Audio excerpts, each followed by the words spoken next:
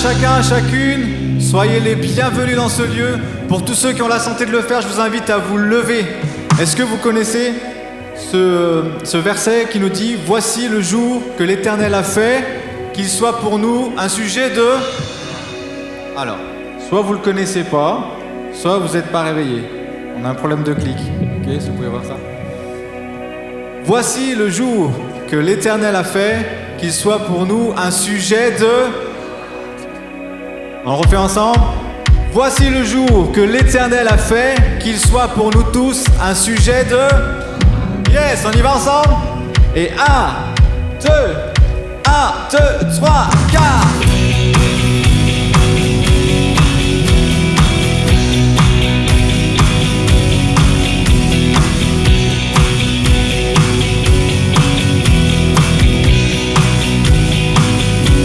Mes soucis je laisse au loin, je me tourne vers demain. À toi je remets mon être entier, Jésus. Mes mains sont tendues vers toi, croyant que tout vient de toi. Je sais que tout ce que tu as pour moi est bon, si bon, car voici le jour que tu as fait. Il est pour moi un sujet de joie. Voici le jour que tu as fait. Il est pour moi un sujet de joie. Non, je n'aurai pas peur pour demain. Mon espérance est en toi. Car voici le jour ensemble. Oh, oh, oh, oh, oh, oh, oh, oh, oh. Mes craintes je laisse au loin. Je ne doute plus de rien. À toi je remets ma volonté, Jésus. Mes mains sont tendues vers toi, croyant que tout vient de toi. Je sais que tout ce que tu as pour moi est bon, aussi bon, car voici le jour que tu as fait. Il est pour moi un sujet de joie. Voici le jour que tu as fait. Il est pour moi un sujet de joie. Non, je n'aurai pas peur pour demain. Mon espérance est en toi. Car voici le jour. Oh, oh, oh, oh, oh, oh, oh, oh, oh, oh. Est-ce qu'il y a de la joie ce matin?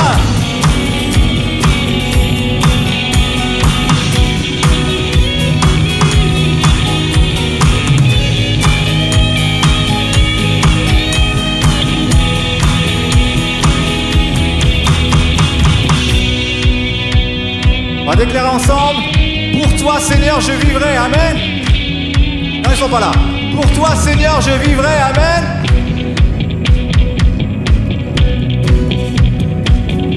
Ensemble. Pour toi Seigneur je vivrai. À vous. Pour toi Seigneur je vivrai, Fondé sur ta vérité. fondé sur ta vérité. Oh, pour toi Seigneur je vivrai. Pour toi Seigneur je vivrai, Fondé sur ta vérité. sur ta vérité. Car voici le jour que tu as fait. Il est pour moi un sujet de joie. Voici le jour que tu as fait. Il est pour moi un sujet de joie. Non, je n'aurai pas peur pour demain. Mes craintes sont entre tes mains. Je te suivrai sur le chemin. Mon espérance est en toi.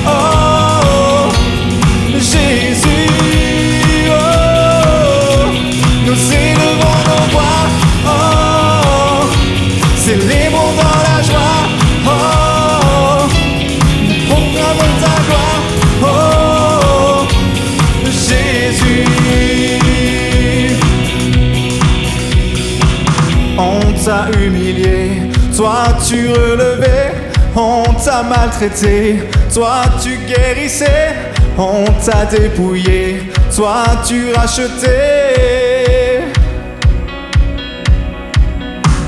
On t'a rejeté, toi tu nous aimais, on t'a condamné, toi tu pardonnais, on t'a crucifié, toi tu triomphais. On y va ensemble. Oh, on t'a rejeté, toi tu nous aimais, on t'a condamné, toi tu pardonnais, on t'a crucifié, toi tu triomphais. Nous chantons ta victoire, oh, ton triomphe à la croix, oh, nous proclamons ta gloire, Oh, Jésus. Nous célébrons nos voix, oh, célébrons dans la joie, oh, nous te courons nos voix, oh, Jésus.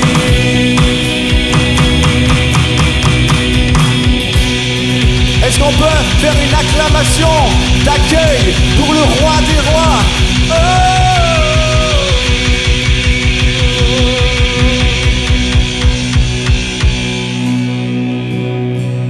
On t'a rejeté, toi tu nous aimais, on t'a condamné, toi tu pardonnais, on t'a crucifié, toi tu triomphais. Est-ce qu'on peut déclarer ça comme des paroles de foi? On t'a rejeté, toi tu nous aimais, on t'a condamné, toi tu pardonnais, on t'a crucifié, toi tu triomphais.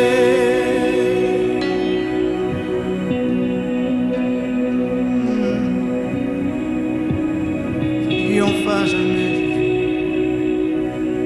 triomphe à jamais. Oh, tu triomphes à jamais. Tous nos ennemis, oh, sur toute lutte, sur toute barrière, tu triomphes à jamais, Jésus. Tu règnes, Jésus, tu es le roi. Te courons en roi ce matin.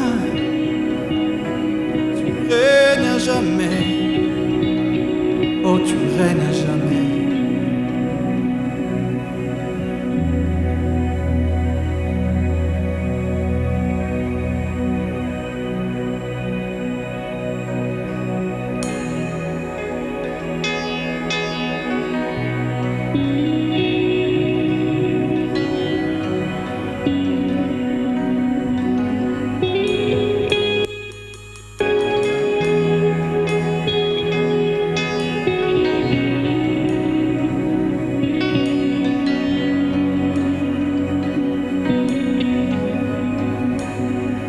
tu es là, présent parmi nous, et je t'adore,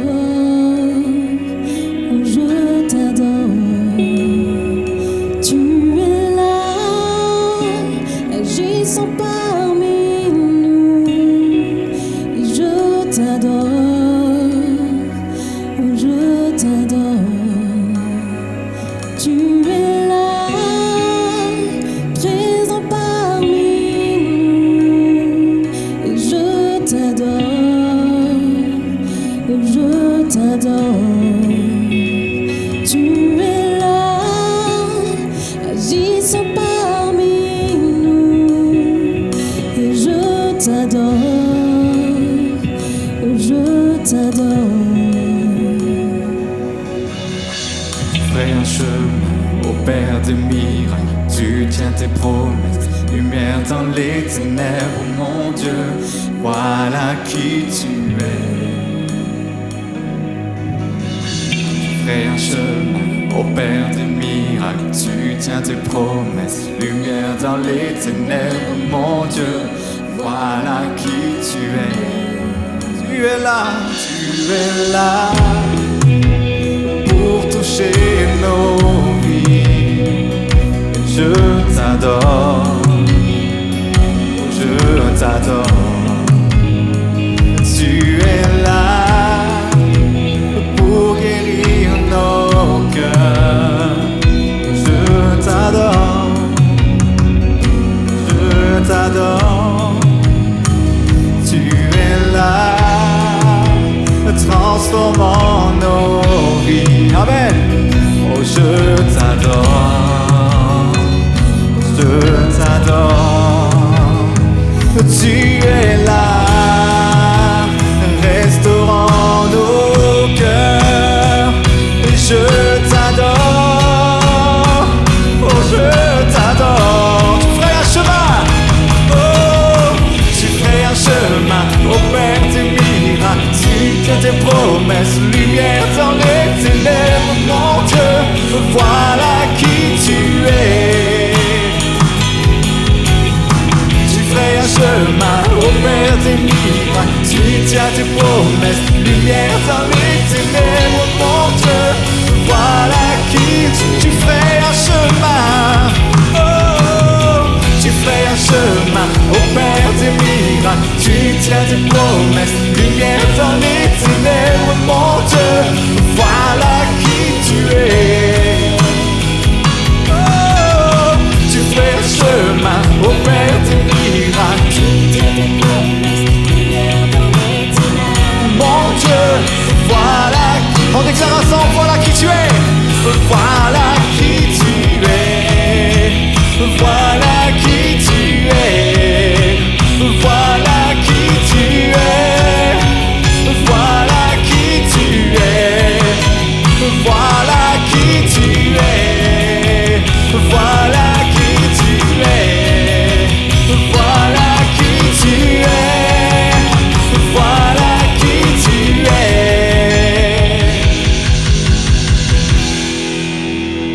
Voilà qui tu es, mon Dieu. Voilà qui tu es, voilà qui est mon Dieu. J'aimerais dire à quelqu'un, peut-être à une personne ou à plusieurs personnes, qui traversent un désert, qui traversent une situation compliquée. Avant qu'on déclare les paroles de ce chant, parce que c'est bien plus qu'un chant, c'est une déclaration de foi, c'est un positionnement. Je crois qu'il y a des personnes qui sont là comme dans un désert, une situation complètement bloquée, compliquée. Il y a comme un brouillard épais. Et dans ta situation, tu as du mal à voir que Dieu est là. Pourtant, il est là. Dans ta situation, tu es venu ce matin et dans ton cœur, il y a comme un cri, comme un gémissement pour dire « Dieu, tu es où dans ma situation ?» Il est là. C'est pas parce que tu ne le vois pas qu'il n'est pas là. C'est pas parce que tu ne le ressens pas qu'il n'est pas là. Laisse-moi te dire une chose, ce qu'on a chanté, voilà qui tu es, voilà qui est mon Dieu. Mon Dieu, il ne s'arrête jamais. Mon Dieu, il est en train d'agir. Déclare ce matin, mon Dieu, même si je ne le vois pas, même si je ne le ressens pas, mon Dieu, il est en train d'agir. Il est en train de préparer le moyen de sortir du désert. Il est en train de préparer une bénédiction à la suite de ce brouillard. Il est en train de préparer pour toi la sortie du désert. Alors qu'on va déclarer ces paroles, même quand je ne le vois pas, tu es là, tu agis. Positionne-toi ce matin. Positionne-toi, fais-toi violence. Fais-toi violence, positionne-toi, déclare-le comme une parole de foi. Même quand je ne le sens pas, tu agis. Tu ne t'arrêtes jamais. Allez, comme une déclaration de foi.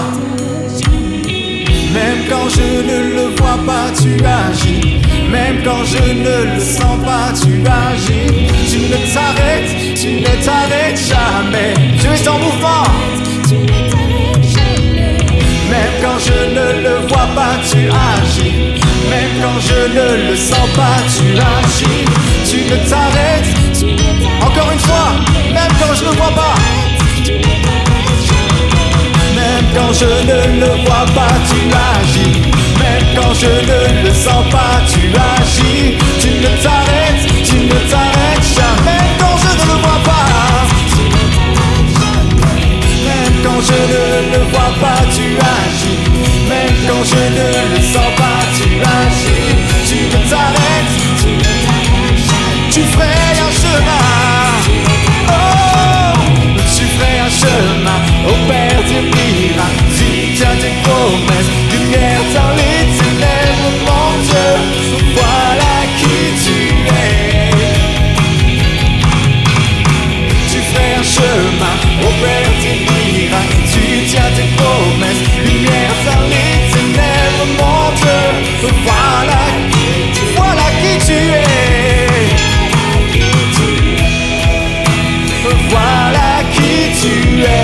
tu es mon Dieu. Tu ne t'arrêtes jamais. Tu es en mouvement maintenant. Voilà qui tu es. Voilà qui tu es. Voilà qui tu es. Voilà qui tu es. Tu ferais un chemin. Tu ferais un chemin. Au Père des miracles. Tu tiens tes promesses, lumière dans les ténèbres, mon Dieu, voilà qui tu es. Tu ferais un chemin au Père des miracles, tu tiens tes promesses, lumière dans les ténèbres, mon Dieu, voilà qui tu es.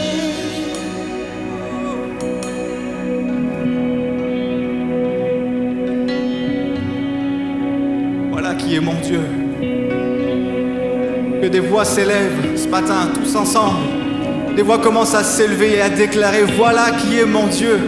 Il est le Dieu qui fraye un chemin. On ne s'attend pas les uns les autres, mais une voix s'élève. Voilà qui est mon Dieu. Il est le Dieu qui tient ses promesses. Et l'une de ses promesses, c'est: je suis avec vous chaque jour jusqu'à la fin du monde. Amen. Et peu importe le jour que je traverse, qu'il soit bon, qu'il soit mauvais, qu'il soit dans les ténèbres ou qu'il soit au soleil, il est avec moi chaque jour. Voilà qui est mon Dieu. Amen.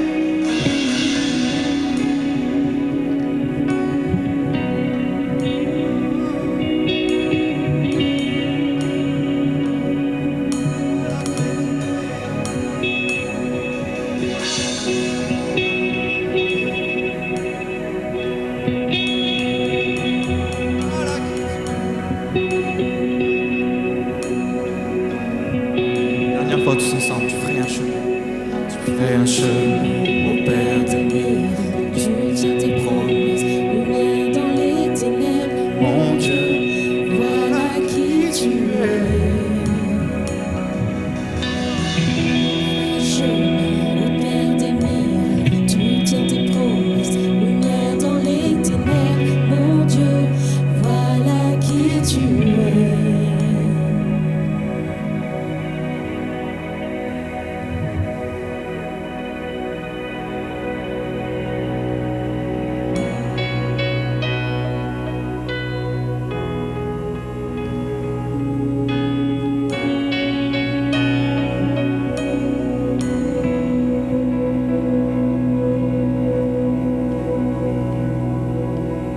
À l'agneau de Dieu qui est assis dans les cieux, soit honneur et gloire, il remporta la victoire. Que tout genou fléchisse devant le grand roi, que de nos cœurs jaillissent Alléluia. Chef de notre foi, du péché tu pris le poids, attaché au bois de la croix tu triomphas. Tu nous as délivrés de toutes nos chaînes et nos cœurs rachetés. Ces cris je t'aime, que les nations célèbrent le plus beau des noms. D'une même voix l'église. Emmanuel, Dieu avec nous, le trésor du du ciel. Tu vis en nous, reçois l'hommage et la louange de nos cœurs.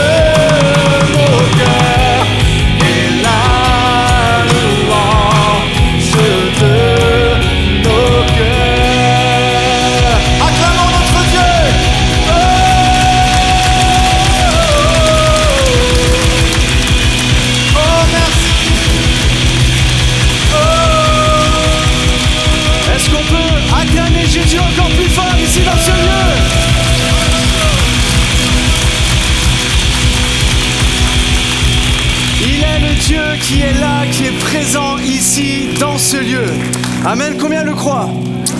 Amen. Est-ce qu'on peut vraiment remercier l'équipe de louange, Willy, pour ce moment? Bonjour à tous. Est-ce que vous allez bien? Oui, ça va, merci. Ça, je sais pas d'où ça vient, mais c'est Patou qui a dû me répondre. Ouais, voilà, c'est ça. Mais il n'y a que Patou qui me demande? Bah, allez-y, demandez-moi pour voir. Ah, voilà. Ça va bien, merci. Merci de demander. J'espère que vous allez vraiment bien, que vous êtes bénis en ces moments, que vous êtes bénis dans ces temps que nous vivons et dans ce moment de louange. J'aime particulièrement cette configuration. Peut-être ça change, ça bouleverse un peu les habitudes, mais c'est vraiment quelque chose qui amène l'unité, qui amène... Il n'y a pas des personnes qui sont en haut sur une estrade, loin des gens. L'idée, c'est qu'on soit vraiment tous proches les uns des autres et sentir la louange et l'adoration de chacun. C'est ça qui est bon. Hein. Est-ce que vous êtes avec moi sur cette pensée-là ? J'aimerais saluer les personnes qui sont là pour les premières fois ce matin. Est-ce qu'il y en a ? Faites pas les timides. Ouais, il y a une personne qui est là. Encore une autre personne. Ok. Et j'en profite aussi pour dire, il y a toute une délégation de ma famille qui est là sur le rang du fond. Voilà. Alors à tous ceux qui sont là pour les premières fois et à ma famille, soyez les bienvenus. Ça met un peu la pression de prêcher devant ses proches. Hein. Je ne sais pas si vous le savez ou pas. Non, vous ne savez pas, il y a beaucoup, vous ne prêchez pas, mais ça met une petite pression. En tout cas, soyez vraiment tous les bienvenus ici dans ce lieu. J'aimerais vraiment sans tarder rentrer dans le vif du sujet en vous posant cette question. Et je sais la réponse, mais combien d'entre vous ont déjà douté d'une personne qui pourtant, vous savez que cette personne est une personne fiable ? Ça vous est arrivé quand même ou pas ? Je ne parle pas de celui qui dit « j'arrive » et puis il ne vient jamais. Hein. Je ne parle pas de cette personne-là. Je parle d'une personne, vous savez qu'elle est fiable, vous savez que quand elle dit quelque chose, c'est fait. Et pourtant, vous êtes là, je te donne rendez-vous, je sais pas moi, à 15h, et puis déjà à moins quart, vous êtes en train de tourner en rond à vous dire « il m'a oublié, c'est fini, il va pas venir », et voilà, j'en étais sûr. Il y en a qui ça vous est déjà arrivé. Et soyons encore plus honnêtes, combien d'entre nous ont déjà douté en fait de Dieu, même après avoir reçu une parole claire, nette et précise? Levez la main juste pour voir. Merci pour les personnes honnêtes, les autres vous êtes tous des menteurs. On reçoit une promesse et 5 minutes après, on commence déjà à douter. Déjà, on commence à se dire, c'est pas possible quand même, j'ai rêvé, ou Dieu n'a pas vraiment dit ça, ou la parole que j'ai reçue n'est pas vraiment la bonne. Laisse-moi te rassurer, le doute, c'est pas un péché.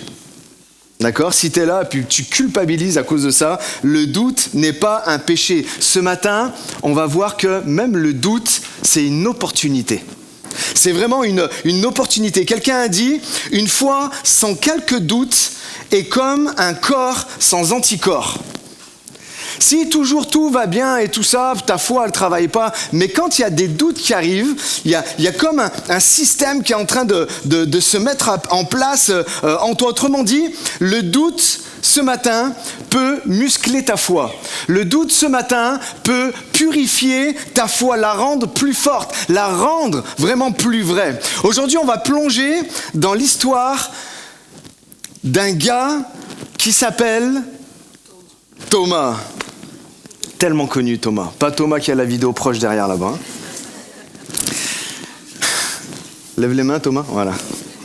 On va pas parler de lui, mais peut-être ça va lui parler à lui, je sais pas. On va parler de Thomas. Celui qu'on appelle trop vite l'incrédule. Vous savez ce que ça veut dire, incrédule ? C'est celui qui ne croit pas. Mais tu vas voir que peut-être Thomas, il est beaucoup plus proche de toi que ce que tu ne crois. Est-ce que vous êtes prêts à faire ce voyage ? Ce matin, le titre de la prédication, si tu peux l'afficher, c'est « Du doute à la conviction ». Du doute que je peux avoir par rapport aux choses de Dieu à la conviction. C'est sûr, c'est réel, c'est certain. Mon premier point ce matin, c'est le courage. Thomas, c'est qui et qu'est-ce qu'il nous montre ? Il nous a montré qu'il a eu le courage d'affronter ses doutes. Thomas, on l'a souvent mis dans une case, celui qui ne croit pas. Vous savez, c'est celui qui a dit « Tant que je n'ai pas vu, je ne croirai pas ». On va le lire tout à l'heure. Celui qui ne croit pas. Mais en vrai, en fait, et c'est là où j'aimerais vraiment amener amener à la réflexion, Thomas, c'est pas un lâche, c'est juste un gars qui est entier, qui est authentique et qui est vrai. qui a besoin en fait de comprendre les choses. Nous sommes juste après la résurrection. Pour ça, ce message est vraiment dans les temps, là, d'accord ? Nous sommes juste après la résurrection et il est marqué dans Jean, chapitre 20, verset 24. Thomas, surnommé le jumeau, l'un des 12, n'était pas avec eux lorsque Jésus vint. Jésus était déjà venu se présenter à la plupart des disciples, mais Thomas n'était pas là, d'accord ? Et les autres disciples lui dirent, « Nous avons vu le Seigneur !» Mais il répondit, et ça tout le monde le croit, même les personnes qui ne connaissent pas l'évangile, « Si je ne vois pas dans ses mains la marque des clous, si je ne mets pas mon doigt dans la marque des clous et ma main dans son côté, je ne croirai pas. » Et en fait, ça peut paraître dur, mais au fond, Thomas refuse de faire semblant. Il ne veut pas d'une foi copier-coller. Ah, parce que tout le monde le dit, alors c'est bon, moi je vais croire aussi. Non, il voulait vraiment en avoir le cœur net. Il veut, Thomas, en fait, il veut du vrai. Il veut pas des on-dit, Thomas, il veut du vrai. Et c'est pas nouveau chez lui. Il y a toute une psychologie qu'on voit dans les évangiles de qui est Thomas. On voit dans l'évangile de Jean, au chapitre 11, Jésus annonce qu'il veut retourner en Judée parce qu'il y a son ami Lazare qui est mort. Vous connaissez tous cet épisode, hein ? Et là, tous les disciples se tournent vers lui et lui disent « Mais Jésus, t'es fou, il y a quelque temps, on était en Judée, et ils voulaient tous te lapider, et puis toi, tu veux y retourner quand même. » Et là, Jésus explique, « Ouais, mais parce que, comprenez, là-bas, je vais faire éclater ma gloire. » Et c'est là-bas, c'est à Béthanie, hein, si je ne me trompe pas, où il va faire une grande révélation de qui il est. « Je suis la résurrection et la vie. » D'accord ? Quand il est parti là-bas, donc il a dit ça. Et en fait, les disciples sont là, ils ne sont pas d'accord. Et Thomas pose une question. Et non, il ne pose pas une question, il dit une affirmation. En fait, Thomas, il dit, eh bien, allons-y avec lui et mourons avec lui s'il le faut. En fait, Thomas, il n'est pas dans la demi-mesure. Thomas, il est là, il dit, ok, Jésus dit ça, alors ok, on va y aller. Laissez-moi vous dire, les amis, ça, c'est pas un tiède. C'est pas une personne tiède. C'est peut-être un gars, et ça nous montre un peu une certaine facette de Thomas. Il est un peu fataliste, parce qu'il ne croit pas que Jésus, en fait, peut ressusciter. Mais il dit, si Jésus, il l'a dit, eh ben, on va y aller. Et s'il faut qu'on meure avec lui, ben, on ira quand même. Ça montre vraiment un état de cœur. Et un autre passage, un peu plus loin, dans Jean 14, verset 5, Jésus parle de ne pas être inquiet. D'avoir la foi en lui. Il parle du ciel. Il parle que, en fait, il est dans le repas, le dernier repas qu'il prend avant la croix. Et en fait, il est en train d'expliquer aux disciples, ne soyez pas inquiets. Il dit, moi je m'en vais vous préparer une place pour que là où je vais, vous y soyez aussi. Il déclare, il y a plusieurs demeures dans la maison de mon Père. Il est en train de leur déclarer, en fait, tout ça. Et Thomas le regarde, il parle et il dit, « Seigneur, nous ne savons même pas où tu vas, comment saurions-nous, par quel chemin y parvenir ?» Thomas, il est cash. Il a besoin en fait de comprendre ce qui est en train de se passer. Et là encore, c'est pas un manque de foi, c'est une vraie soif de comprendre. C'est une vraie soif de « je crois en ce que Jésus dit, mais je veux comprendre ». Et Jésus lui répond cette perle.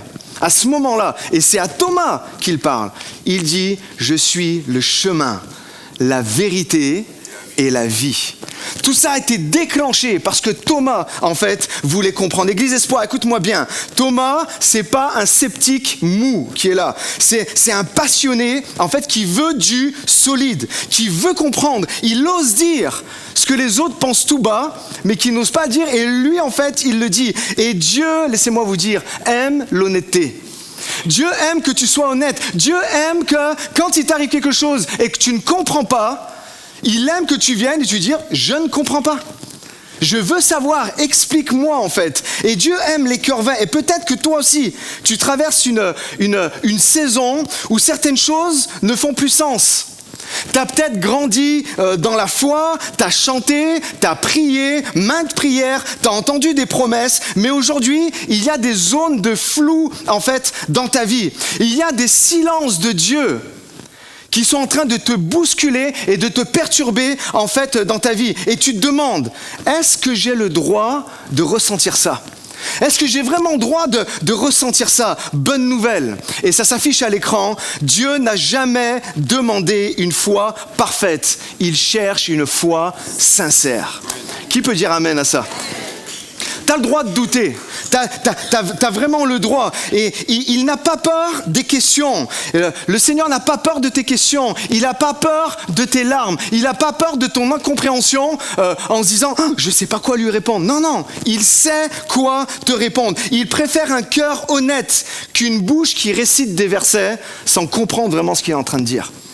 Préfère que tu viennes et que tu verbalises. Alors fais comme Thomas. N'aie pas peur de dire. Vraiment une application pour toi aujourd'hui. N'aie pas peur de dire « je ne comprends pas ». Seigneur, j'ai besoin en fait que tu m'expliques. Je veux te connaître pour de vrai. Parce qu'au bout de ce cri sincère, il y a vraiment une visitation du ciel qui peut bouleverser ton cœur, qui peut retourner ta situation à ton avantage et réveiller ta foi en recevant une révélation nouvelle de qui est Jésus. Ton honnêteté, parce que c'est de ça dont il est question avec Thomas, l'honnêteté qu'il a vis-à-vis en fait de Jésus. Ton honnêteté peut devenir l'endroit même où Dieu choisit à toi de te rencontrer. Là où tu pensais que c'était trop fragile, là où tu pensais que c'était trop compliqué, là où tu pensais qu'il n'y a plus rien à faire, c'est là que Jésus entre. C'est véritablement que là que Jésus entre. Il ne vient pas pour te condamner, il vient pour ouvrir une nouvelle porte pour toi. C'est vraiment ce qu'il veut faire. Et si aujourd'hui,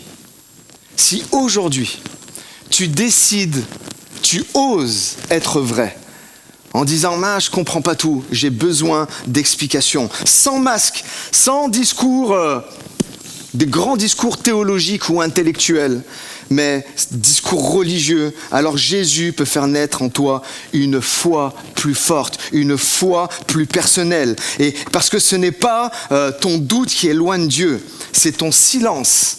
C'est le fait que tu ne veuilles pas comprendre des moments qui t'éloignent de lui.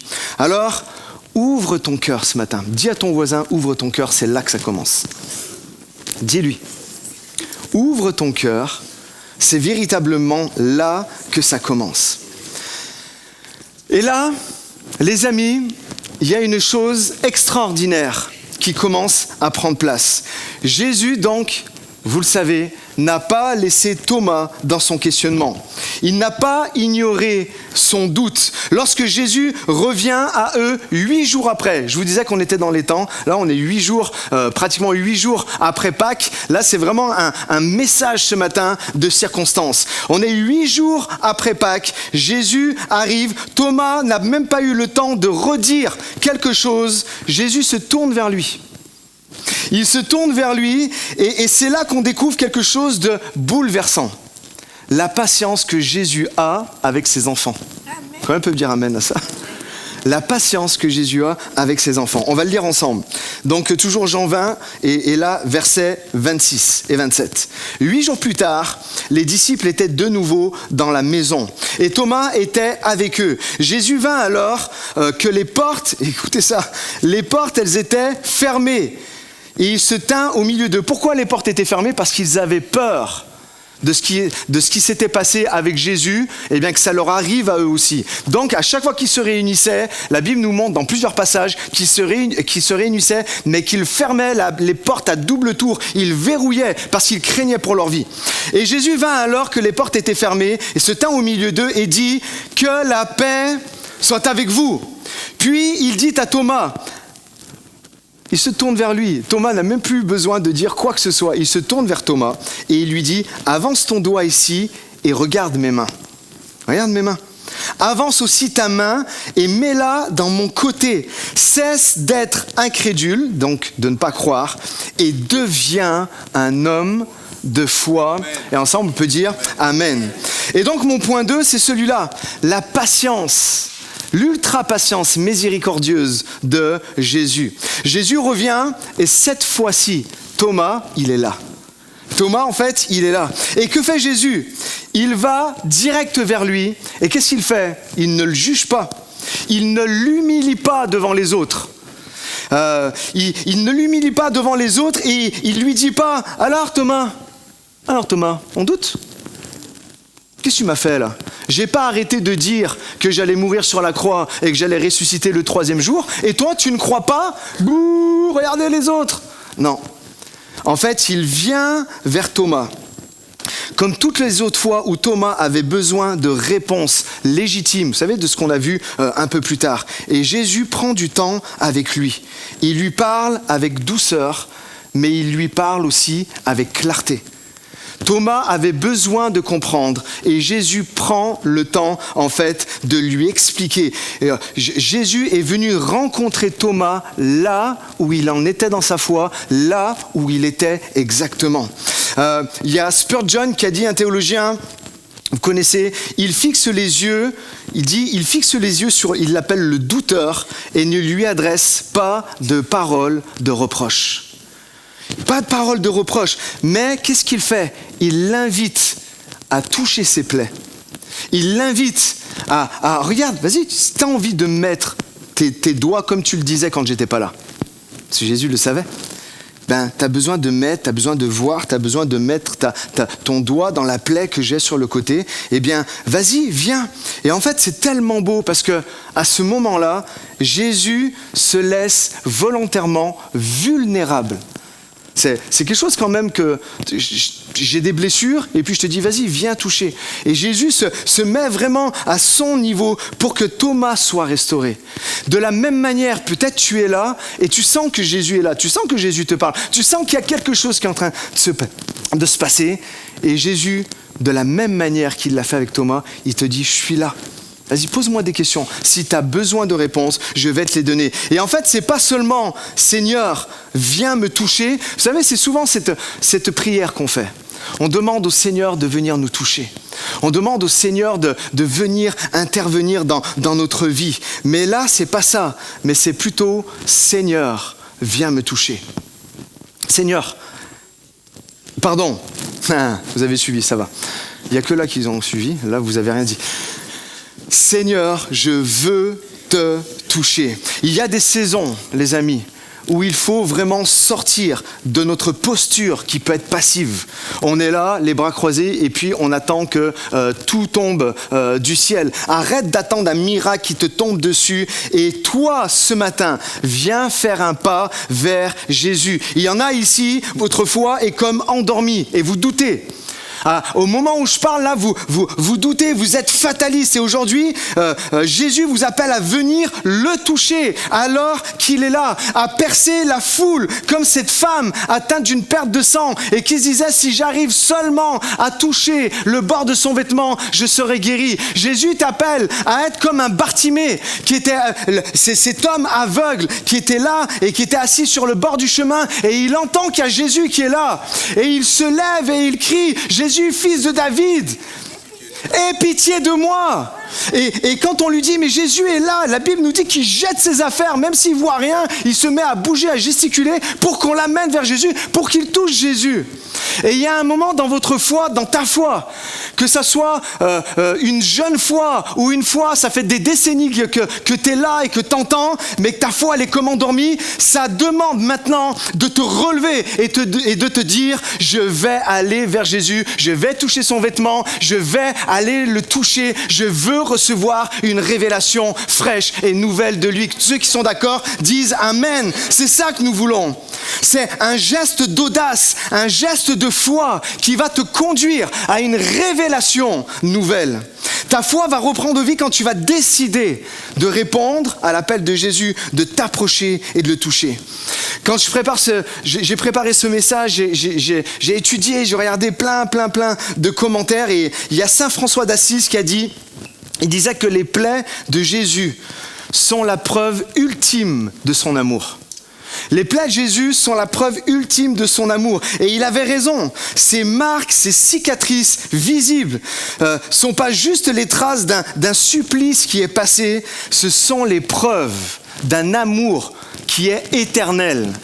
jusqu'à aujourd'hui, les preuves d'un amour qui est éternel. Chaque plaie, chaque clou, chaque, comment on pourrait dire, goutte de sang crie encore aujourd'hui, Jésus t'aime.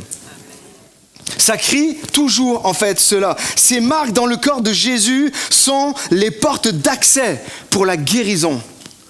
Pour ta guérison physique, oui, nous le croyons.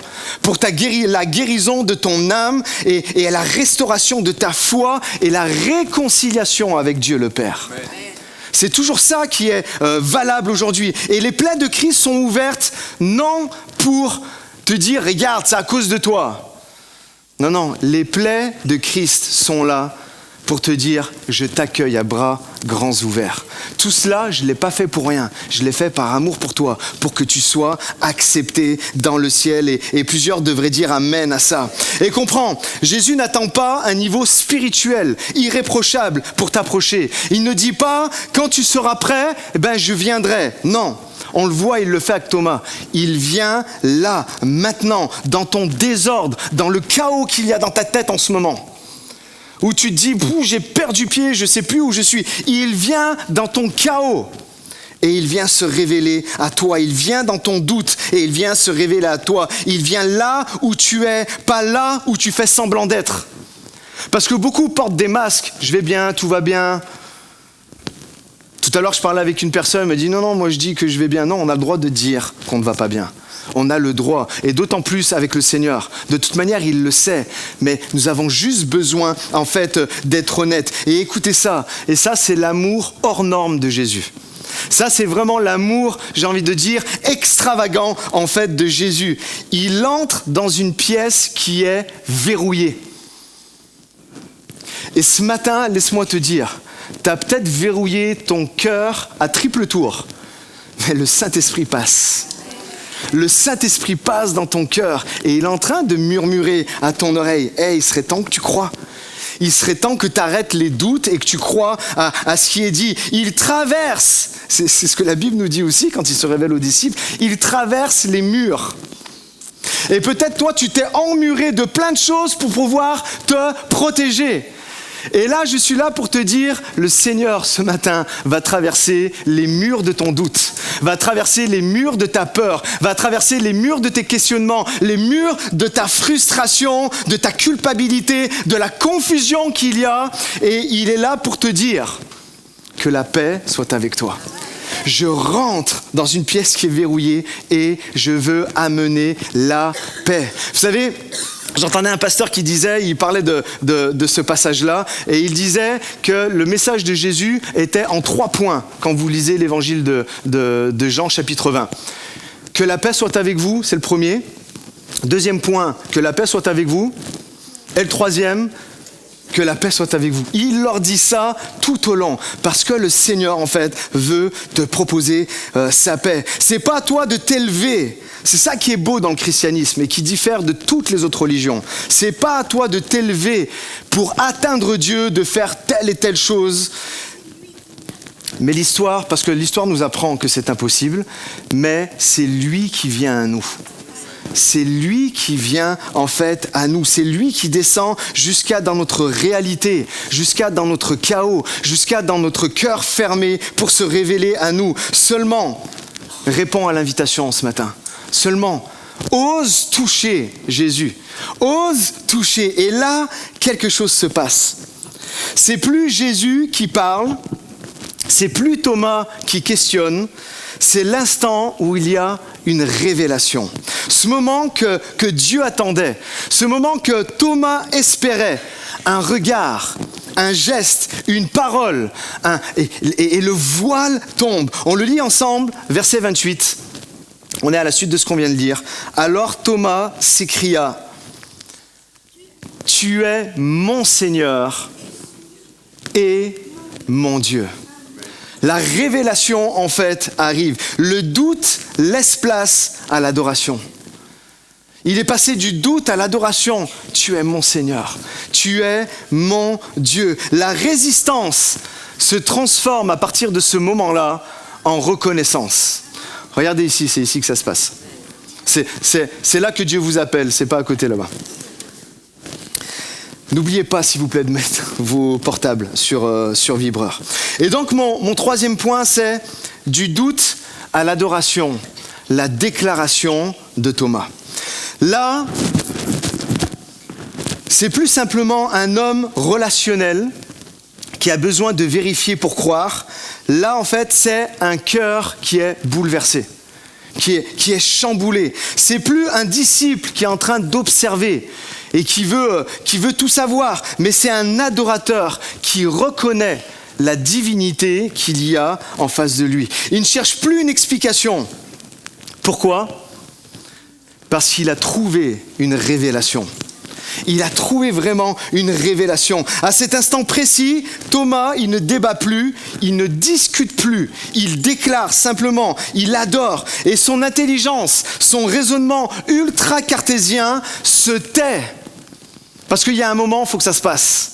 On n'est pas là simplement pour enseigner une bonne morale, d'accord, qu'on comprend intellectuellement. C'est bien tout ça, d'accord ? Mais il y a un moment où tu as besoin d'une révélation spirituelle, une révélation que le Saint-Esprit te dévoile. Et là, comme en fait ça se passe pour Thomas, il fait taire son intelligence, son raisonnement ultra-cartésien pour que son cœur s'exprime. Depuis combien de temps t'as pas laissé ton cœur s'exprimer ?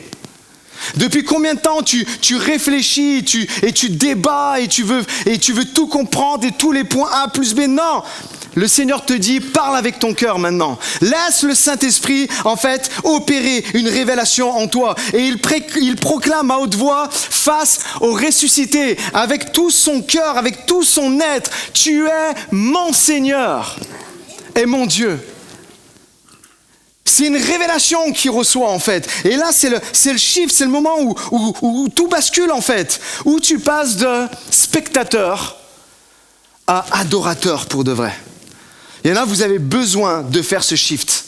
Je veux arrêter d'être un spectateur, mais je veux passer à l'étape d'après où je suis adorateur. Peu importe la personne qui est à côté de moi, peu importe ce qui se passe et tout ça, quand je suis là à l'église, je lève les mains et j'adore de tout mon cœur. J'arrête de penser avec ma tête et je pense avec mon cœur. Et le Saint-Esprit me révèle des choses. Quand je suis là, à la maison ou dans ta chambre, dans n'importe quelle situation, tu es là et tu fais les choses en fait de tout ton cœur. Il est passé de chercheur de vérité à porteur de vérité. On sait que Thomas probablement, et on trouve ça dans les livres historiques, livres d'histoire, il est parti jusqu'en Asie pour aller proclamer la bonne nouvelle de l'évangile. Il n'y avait plus de doute pour lui. Et puis, comme la plupart des disciples en plus, il est mort comme martyr. Et ce moment-là où tu ne veux plus juste des réponses, tu veux sa présence. Il dit pas juste, et ça c'est très flagrant, tu es Seigneur, tu es Dieu, ce qui en soi serait énorme.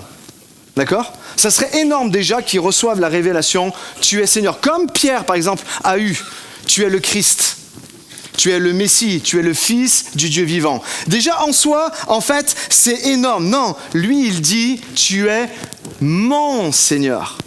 Et tu es mon Dieu. Les théologiens disent que c'est certainement une des plus belles déclarations que vous pouvez trouver dans les évangiles. Une des plus belles déclarations que vous pouvez trouver dans le Nouveau Testament. Et d'autres disent même que c'est le point culminant de l'évangile de Jean. Pourtant, dans l'évangile de Jean, il y a des pépites, hein. C'est là où il y a toutes les déclarations de Jésus qui dit, celle que je vous disais tout à l'heure, eh bien je suis la résurrection et la vie, je suis le pain de vie. Vous savez tous les je suis en fait qu'il dit, d'accord ? Et pourtant, beaucoup disent que le point culminant de l'évangile de Jean, c'est cette déclaration de Thomas. Parce qu'elle devient ultra personnelle. Tu es mon Seigneur et mon Dieu. Et en fait, l'évangile de Jean, c'est beau, parce que l'évangile de Jean a été écrit pour que les personnes comprennent que Jésus est Dieu.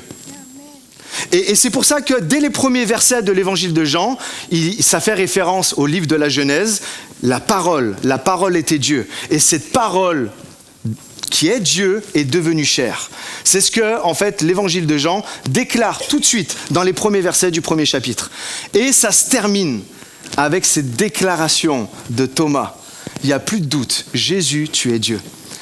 Il n'y a pas de doute, et ça va encore plus loin. Jésus, tu es mon Dieu. Tu es mon Seigneur et mon Dieu. Mon Seigneur, qu'est-ce que ça veut dire? C'est important de prendre un temps pour capter quand on dit Seigneur, qu'est-ce que ça veut dire? Parce qu'on est tous là à dire « Ah, Seigneur ». On est tous là à dire « Seigneur, je te loue ». On proclame souvent ce mot, on le dit à haute voix « Seigneur ». Ça veut dire quoi? Ça veut dire en fait Jésus prend toute la place, c'est toi le chef.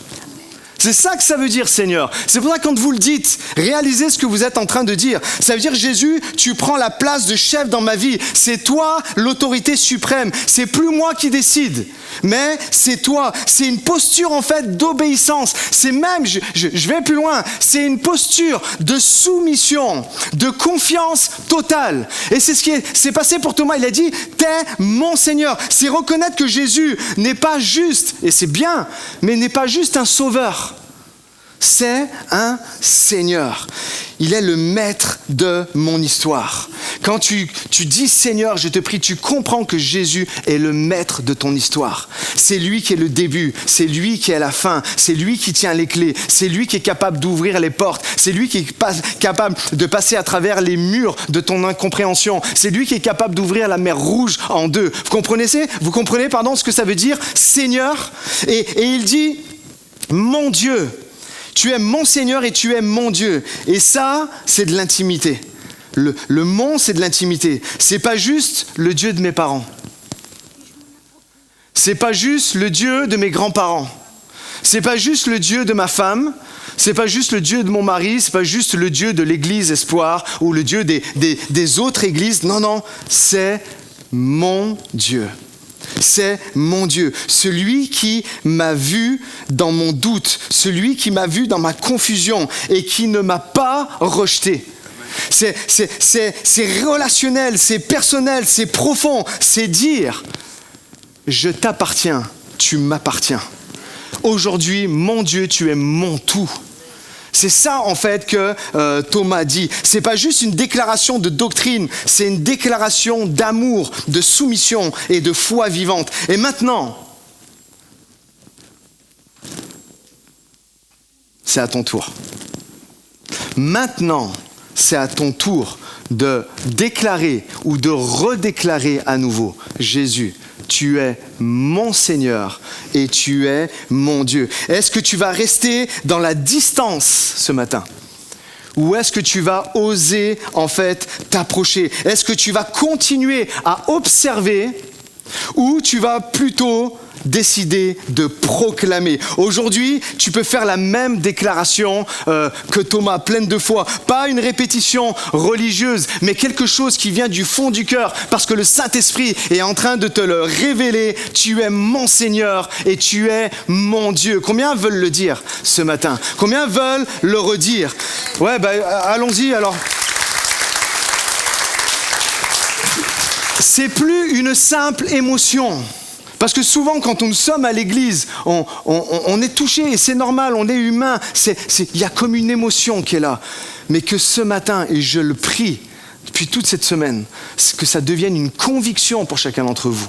Une conviction, pas simplement une émotion passagère. Je ne veux plus juste t'admirer de loin.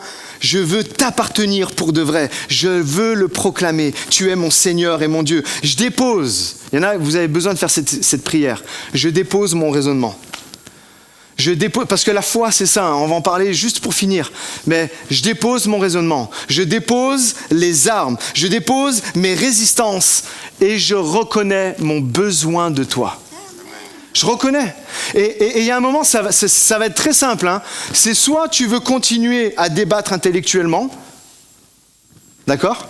Soit tu vas être, et puis tu vas quand même rester les poings fermés, ou soit tu vas dire je relâche, et puis je parle avec mon cœur et je vais vraiment dire de tout mon cœur à Dieu combien j'ai besoin de lui. Et ça passe par une honnêteté. Pas une honnêteté intellectuelle, elle est bien, mais une honnêteté de cœur. Et c'est ce qui se passe en fait. Ce que souvent les gens n'arrivent pas à faire, c'est d'arriver à faire cette démarche du cœur, de reconnaître qu'on a besoin d'un être supérieur pour nous aider. Et Jésus ne s'arrête pas là. Il répond à Thomas, mais il pense déjà à toi. En fait, c'est ça qui est fort dans cette histoire. C'est qu'il y a cette histoire avec Thomas, mais quand Jésus répond à Thomas après cette belle déclaration, il répond à Thomas, mais il répond à nous aujourd'hui. On est combien, le 24 avril ou 26 ? Il y en a, ils disent bien tenté. 27 avril 2025, cette déclaration, ce que va dire Jésus, en fait, ça vient jusqu'à nous. Jean, chapitre 20, verset 29, toujours la suite du récit. Jésus lui dit, « Tu crois parce que tu m'as vu. Heureux, dites-le avec moi, heureux ceux qui croient sans avoir vu. » Il répond à Thomas il y a 2000 ans, mais cette phrase de Jésus vient jusqu'à nous le 27 avril 2025. C'est mon dernier point. Je vais inviter les musiciens à se préparer et à Esther à venir, s'il te plaît. Imagine la scène. Regardez ici, s'il vous plaît. Imaginez la scène. Il faut l'imaginer, cette scène quand même. Hein. Ils sont dans une pièce, tout est fermé, tout est verrouillé à double tour. Et Thomas, il est là, et d'un coup, il aperçoit Jésus, et là, son cœur doit battre la chamade. C'est vrai, en fait, il est vraiment ressuscité. Et comment il a fait pour venir dans cette maison? Tout est verrouillé. Là, il y a quelque chose, en fait, qui est en train de se passer. Il a le souffle coupé. Pour lui, c'est incroyable. Il ne croit pas en fait, c'est incroyable ce qui est en train de se passer. Le Christ, il est là, il est vivant, il est devant lui. Il le touche, il le voit et son cœur explose d'émotion et enfin, il croit. Mais là, Jésus lui lance une bombe spirituelle, vraiment. Il lui dit, Thomas, c'est bien. C'est super bien Thomas, maintenant tu crois, tu es devenu un homme de foi, tu as fait cette déclaration qui est juste extraordinaire, tu es mon Seigneur, tu es mon Dieu. Mais il dit Thomas c'est bien, mais laisse-moi te parler des vrais héros. Et je vais parler de vous ce matin. C'est comme si Jésus disait, je vais te parler des vrais héros. Qui sont les vrais héros? Ceux qui croient sans avoir vu. Et c'est pour ça que ce que dit Jésus à ce moment-là, ça vient jusqu'à nous ce matin. Ceux qui choisissent de croire sans avoir vu. Ceux qui avancent dans le brouillard, guidés seulement par la lumière et la foi. Cette déclaration, elle n'est pas figée dans le passé. Elle vient jusqu'à nous aujourd'hui. Oui, toi qui luttes parfois, toi qui doutes, toi où c'est, excusez-moi, le bazar dans ta tête, toi qui avances peut-être les yeux fermés, mais qui quand même a les yeux de la foi ouverts à ce que Jésus peut faire. Je dirais comme ça ce matin, si tu veux l'afficher, croire sans voir, ce n'est pas être naïf, c'est être spirituellement éveillé. Si tu peux l'afficher, s'il te plaît. Croire sans voir, ce n'est pas être naïf, c'est être spirituellement éveillé. Il y en a, il faut que vous sortiez de votre endormissement. Il faut que vous sortiez de votre sommeil spirituel. C'est vivre avec les yeux du cœur, pas juste ceux de la tête. Mon ami, j'aimerais encourager quelqu'un. Crois ce matin. Crois avant de voir, marche avant de comprendre. C'est là qu'est la vie des vrais croyants. C'est ceux qui croient sans avoir vu. Écoute, face à toutes les promesses que tu as reçues, toutes les visions que Dieu t'a données pour toi, pour ta famille, pour tes enfants, ton ministère, ta vie même professionnelle, crois à tout cela, même si tu ne le vois pas encore. Mets en off ton cerveau qui n'arrête pas de travailler et fais fonctionner ton cœur. Laisse la porte ouverte au Saint-Esprit. Choisis la foi. Ce matin, écoute-moi. Choisis la foi qui fait trembler l'enfer. Parce qu'il y en a un qui se réjouit que tu es toujours en train de penser et que tu es toujours en train de douter, que tu es toujours en train de remettre en question les choses ou même les choses que tu as pu voir. Il y en a un qui se réjouit de ça. Et ce matin, est-ce que vous êtes avec moi? On ne veut pas que le diable se réjouisse. On veut qu'il soit dans la défaite, dans notre propre vie. Alors ce matin, ça va commencer par croire. Choisis la foi qui fait trembler l'enfer. Crois quand tout te crie, abandonne. Dis non, je ne vais pas abandonner, je vais croire. Combien il y en a qui veulent le dire, qui veulent faire cette déclaration? Crois quand tes yeux pleurent, mais que ton âme, elle espère.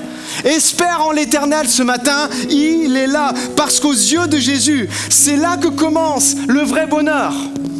Là encore, Jésus enseigne une béatitude qu'on retrouve dans Matthieu, mais heureux ceux qui ont vu sans croire. C'est-à-dire que même si tu n'as pas la chose que tu espères, du moment où tu vas croire, tu vas être heureux. Amen. Tu vas être dans la joie. Tu vas tutoyer le bonheur. Il y en a, ils ont besoin de tutoyer le bonheur. Hein? Quand je vois les têtes arriver comme ça, là. Vous avez besoin de tutoyer le bonheur. Qui est le bonheur? C'est Jésus. Et il te dit, si tu veux être dans la joie, si tu veux être heureux, commence à croire, même sans avoir vu. Et combien sont honnêtes ici maintenant pour dire, moi j'ai cru sans avoir vu?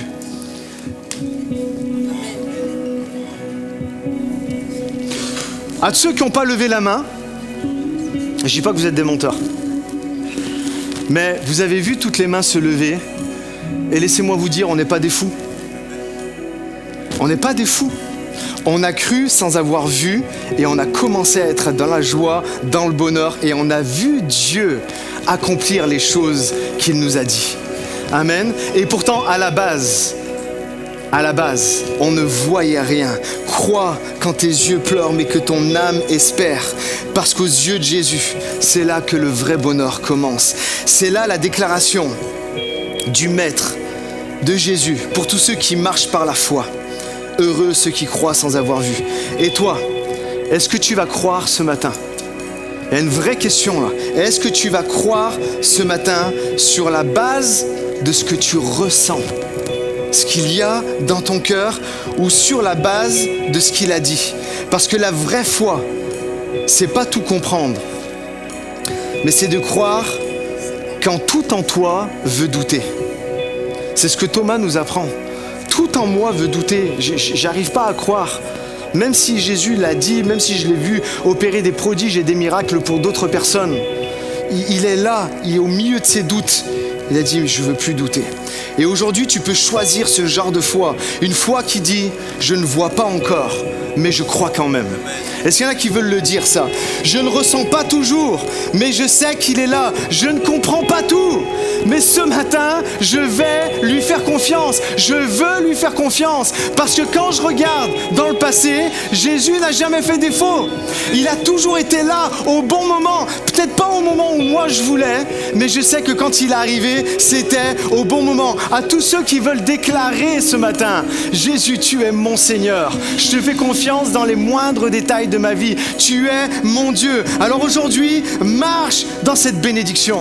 Marche dans cette déclaration. Ce n'est pas une promesse pour un autre temps. Quand Jésus a dit « Heureux ceux qui croient sans avoir vu », c'est une promesse pour nous aujourd'hui.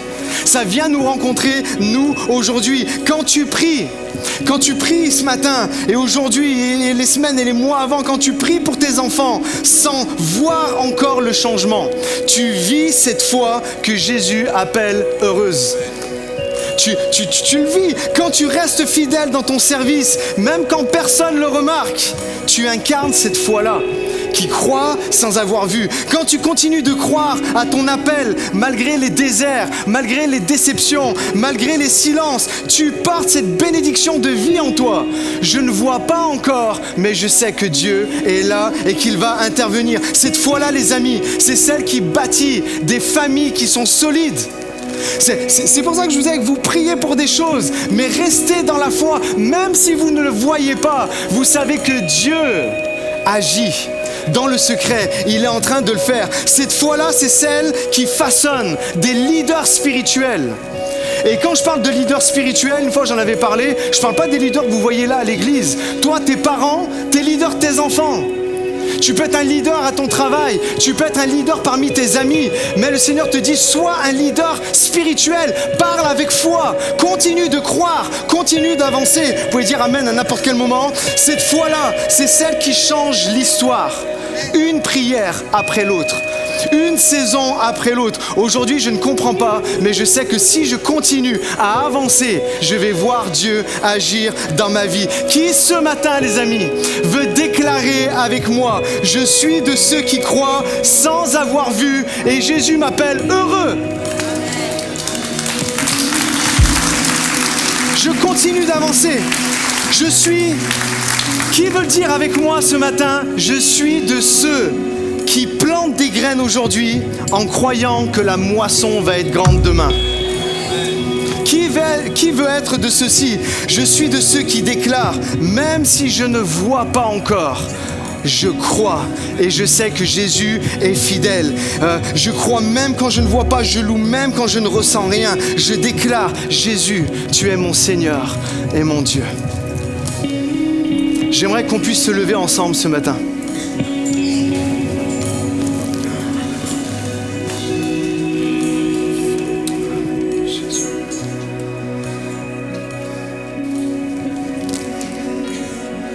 Le Seigneur parle à quelqu'un ce matin.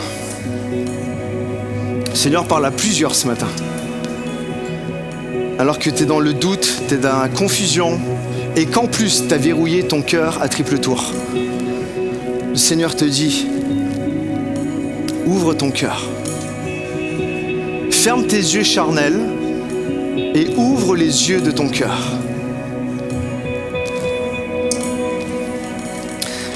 Avant d'aller plus loin, j'aimerais juste qu'on puisse chanter. Vous avez prévu quoi tout de suite là? Tu ferais un chemin.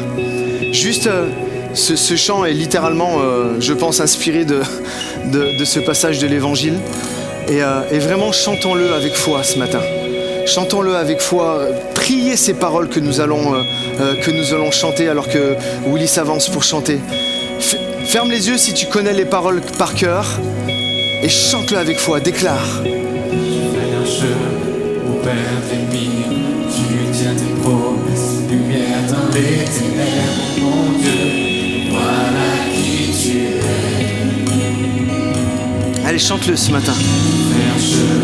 Au Père des mille, tu tiens tes promesses, lumière dans les ténèbres, mon Dieu, voilà qui tu es. Fais un chemin. Fais un chemin au Père des miracles, tu tiens tes promesses, lumière dans les ténèbres, mon Dieu, voilà qui tu es. Oh, fais un chemin au Père des miracles, tu tiens tes promesses, lumière dans les ténèbres, mon Dieu, même quand je ne le vois voilà pas. qui tu es. Même quand je ne le vois pas. Même quand je ne le vois pas, tu agis. Même quand je ne le sens pas, tu agis. Tu ne t'arrêtes jamais. Tu ne t'arrêtes jamais. Même quand je ne le vois pas, tu agis. Même quand je ne le sens pas, tu agis. Tu ne t'arrêtes jamais. Même quand je ne le vois pas. Allez, chantons de tout mon cœur. Même quand je ne le vois pas, tu agis. Même quand je ne le sens pas, tu agis. Tu ne t'arrêtes jamais. Tu ne t'arrêtes jamais. Même quand je ne le vois pas, tu agis. Même quand je ne le sens pas, tu agis. Tu ne t'arrêtes. Oh, tu ferais un chemin. Oh, tu fais un chemin au Père des miracles. Tu tiens tes promesses, lumière dans les ténèbres, mon Dieu, voilà qui tu es. Oh, tu fais un chemin au Père des miracles. Tu tiens tes promesses, lumière dans les ténèbres, mon Dieu, voilà qui tu es. Alléluia. Même quand je ne le vois pas, tu agis. Même quand je ne le sens pas, tu agis. Tu t'arrêtes jamais. Tu es ce Dieu qui travaille en coulisses. Ce matin, j'aimerais qu'on ferme les yeux, qu'on incline les têtes. J'aimerais faire un appel à la prière, à l'endroit où vous êtes. Je crois que Jésus est dans ce lieu. Mais qu'il attend quelque chose de ta part, c'est que tu viennes le toucher. Jésus est là et t'a expliqué les choses. Son Saint-Esprit travaille dans ton cœur. Il te révèle les choses ce matin. Après tout ce que nous avons vu, entendu, ressenti, ce matin, il est temps de répondre. Que tu sois chrétien de longue date, ou chrétien depuis peu, ou nouveau ici, qui aujourd'hui veut passer du doute à la conviction? Qui ce matin ici veut passer du doute à la conviction, du doute à l'adoration, du doute à la déclaration, tu es mon Seigneur et tu es mon Dieu. Peut-être que tu es venu ce matin avec des questions lourdes. Peut-être que tu es venu ce matin en étant fatigué, en étant chargé, avec un cœur abîmé par les circonstances de la vie. Peut-être que tu as besoin, comme Thomas, de faire une rencontre avec Jésus. Et Jésus est là ce matin et il te dit, viens, approche-toi de moi. Jésus est là. Jésus est là dans le... Peut-être tu ne le vois pas, mais il est là dans le chaos de ta vie. Il est là dans le bazar qu'il y a dans ta tête. Il est là dans le bazar que tu as semé jusqu'à présent. Il est là et il te dit, c'est fini tout ça maintenant. Approche-toi, viens à moi. Ne reste pas figé, ne reste pas silencieux, mais approche-toi. Ce matin, Jésus traverse les murs de ta peur. Ce matin, Jésus traverse les murs, les portes fermées à double tour de ton incrédulité et te dit maintenant, viens me rencontrer. Vois les marques de mon amour. J'ai déjà tout accompli pour toi. J'attends juste ton OK pour pouvoir intervenir et agir dans ta vie. Mais si tu ne donnes pas ton OK, Seigneur ne fera pas parce qu'il te respecte trop pour ça. Faut que ça vienne de toi. À tous ceux qui ce matin veulent dire, je baisse mes armes. À tous ceux qui ce matin disent, OK, l'intellect, c'est bon jusqu'à un certain moment, mais force est de constater que ça n'a rien changé dans ma vie. Donc je vais essayer le cœur maintenant. À tous ceux qui disent, Jésus, j'ai besoin d'une révélation. J'ai besoin d'une révélation de qui tu es. Je veux proclamer ce matin avec foi, tu es mon Seigneur et mon Dieu. Alors que toutes les têtes, vraiment j'insiste, les têtes sont baissées, les yeux sont fermés. Si tu es interpellé, juste lève ta main à l'endroit où tu es et je vais prier pour toi. Une main se lève, une main se lève, une main se lève, encore une main se lève, encore une main. Des mains se lèvent, des mains se lèvent, plusieurs mains se lèvent, tout à travers ce lieu. Jésus t'appelle ce matin. Reste pas insensible. Vous pouvez rebaisser votre main ensuite. Alors que dans un instant, on va rechanter ce chant vraiment de tout notre cœur, mais avant ça, j'aimerais prier pour vous. Seigneur,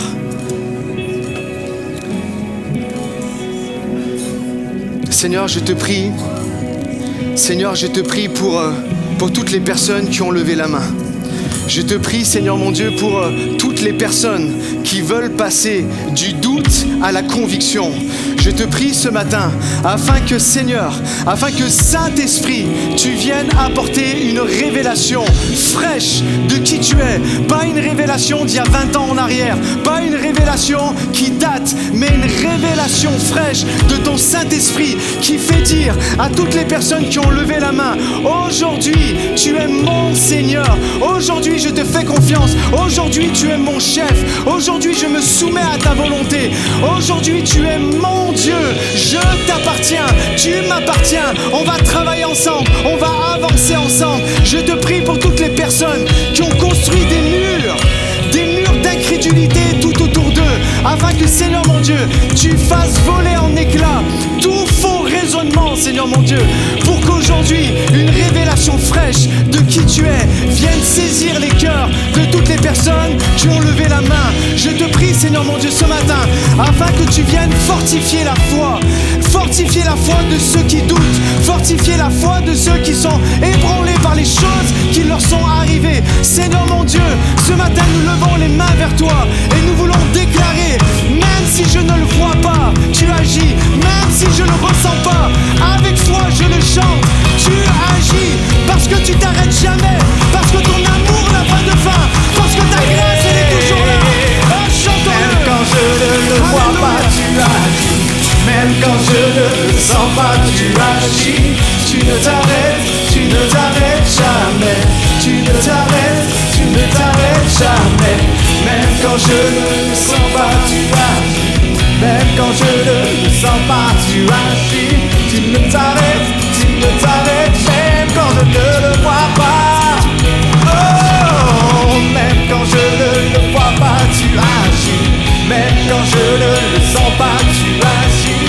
Tu ne t'arrêtes jamais. Tu ne t'arrêtes jamais. Même quand je ne le vois pas, tu agis.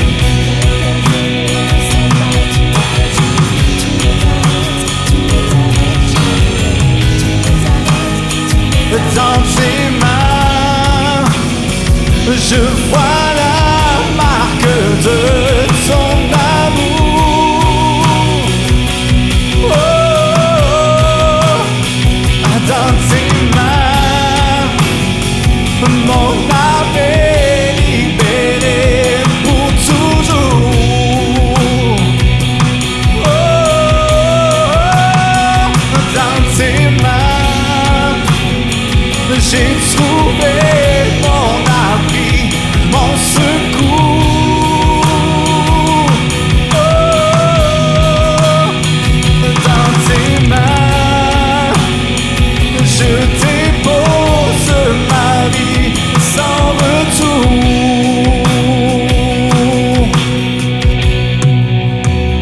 Déclare ensemble, le voile est déchiré. Le voile est déchiré. Tu as tout accompli. Je ne veux plus douter. Tu es mon roi et mon Messie. Comme une déclaration de foi, le voile est déchiré. Le voile est déchiré. Tu as tout accompli. Je ne veux plus douter. Tu es mon roi et mon Messie.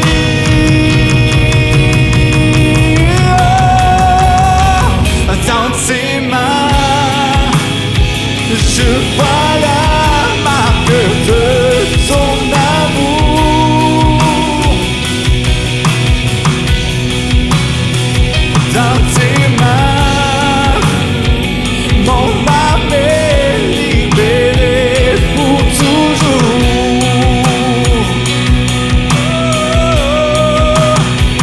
Dans tes mains, j'ai trouvé mon abri, mon secours.